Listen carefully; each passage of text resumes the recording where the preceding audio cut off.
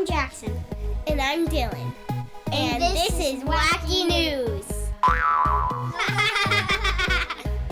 Welcome to Wacky News. My name is Dylan. This is a podcast for kids, about kids, and presented to you by kids. My brother Jackson and I will share neat stories every week for you to discuss with your friends on the school bus, during lunch, or whenever you want. Hi guys, Dylan and I are back with episode 27 of Wacky News. We hope you've had a great week since our last episode. We've been pretty busy ourselves. On Saturday, we went to Washington, D.C. to attend the D.C. Podfest, which is a 2-day conference for all things podcast related. Yeah, that was a really cool experience. We got to attend a panel session that was all about podcasts for children, and we became friends with some really cool podcasters who are doing amazing things. If you have a chance, you've got to subscribe to The Unexplainable Disappearance of Mars Patel and also The Alien Adventures of Finn Caspian. Mars Patel is really good for kids ages 8 to 13, and Finn Caspian is better for ages 5 to 10. Both shows have a sci-fi feel to them, but are completely different from each other, and they are perfect for listening to in the car on small rides. We'll include more info about each, as well as links to their websites on the Wacky News show notes. Just go to podcastplayground.com to check them out. In the meantime, let's get to our news story of the day. Wacky News Machine, I bet you have something great to tell us. It's a bird. It's a plane. It's Supermoon! 2016 has been a really great year for all sorts of cool things in the sky, and this coming week has plenty in store for any aspiring astronomers out there. Tonight and tomorrow, if you look up, you'll see Mars, Venus, and Saturn shining brightly in the night sky. By Saturday, the moon will be waxing gibbous. Waxing gibbous? What does that mean? It's one of the phases of the moon. Phases of the moon happen because the moon does not shine by itself. It reflects the sunlight, and it's revolving around the Earth in its elliptical orbit. The 8 phases refer to the different amounts of the moon that can be seen by the Earth during the course of a month. Exactly half of the moon is always lit by the sun, but depending on where it is in its orbit, at certain times we can see both the sunlit portion and the shadowed portion. Without the help of a telescope, though, we can't actually see the moon through the shadowed side. All we see is the lit up side. Exactly. The new moon is when the moon is lined up between the Earth and the sun. The sunlight is shining on the side of the moon that is not facing us on Earth, so the side we see is completely in shadow. That's when we can't see the moon at all. Most recently, the new moon happened on Halloween. Yeah, and each day, as it continues revolving, a sliver of light can be seen, and then more and more of the moon is visible. Halfway through the cycle is when we can see a full moon. I know what that is. That's what causes werewolves to come out.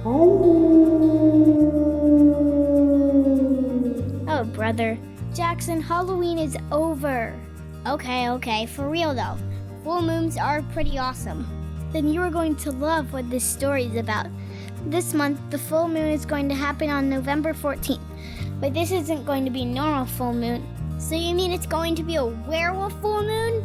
Jackson! Okay, I'm done for good. I promise. This full moon... Ow! Mom! Seriously, guys, do you see any other reporters fighting in the middle of their news stories? Sorry, Mom. Dylan, my esteemed colleague, please continue. Thank you, Jackson. As I was saying, this full moon is going to be different. Scientists and astronomers are saying that it will be the most spectacular supermoon we have experienced since 1948. Wait, back up. What's a supermoon? Is it like a superhero for planets? A supermoon is when the moon happens to be a full moon at the same time that it's the closest distance to the Earth in its orbit. The moon travels in an elliptical orbit, which means it travels around the Earth in an oval-shaped path instead of a circular path. So if it was a circular orbit, the moon would always be the same distance away from Earth, but because the orbit is elliptical, some days the moon will be closer to the Earth than other days. That's right, and on November 14th, the moon will be full and it will be the closest to the Earth than it has been in almost 70 years. Plus, the moon won't be this close to the Earth again until November 25th, 2034. According to NASA, this super special supermoon will appear up to 14% larger and 30% brighter than a normal full moon. That's so cool. So what time will it happen? And where should we go for the best view? The supermoon is going to be at its peak at 8:52 a.m. Eastern Time, but it will still be really big at night. The moon is going to peak at 8:52 a.m. Eastern Time, but it'll still be really big at night. The best place to view the supermoon is to be somewhere very dark and away from city lights, and especially someplace close to the horizon where the moon can be viewed through trees or buildings. NASA explains that viewing the moon with objects in the foreground will create an optical moon illusion that will make the moon look larger. When you are just looking at it up alone in the sky, it can sometimes be hard to tell the difference between a supermoon and a regular full moon. Awesome. I know what I'll be doing on Monday night. Supermoon party! Woot woot!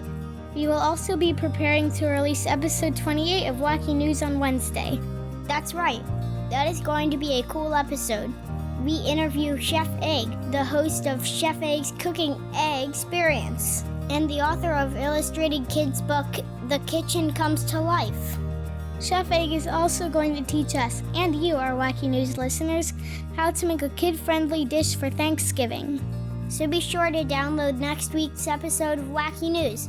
In the meantime, visit this episode's show notes to learn about the cool podcast we talked about earlier, to see pictures and videos of the phases of the moon and supermoons. And now, before we get to some space-themed Wacky Jokes, let's talk about our sponsor. Music for More is a really great charity organization that launched in 2009 with the goal of helping schools that don't have enough money or instruments to offer students a music program. It's hard to believe that some schools don't even have music programs at all. Studies have proven that music helps kids in so many ways. Those ways include being more engaged in school, developing creativity, better SAT scores, increased coordination, and so much more.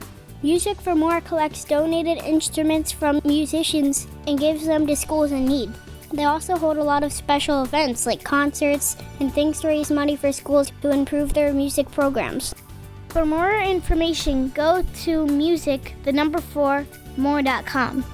That's musicformore.com, using just the number 4, not spelling it out.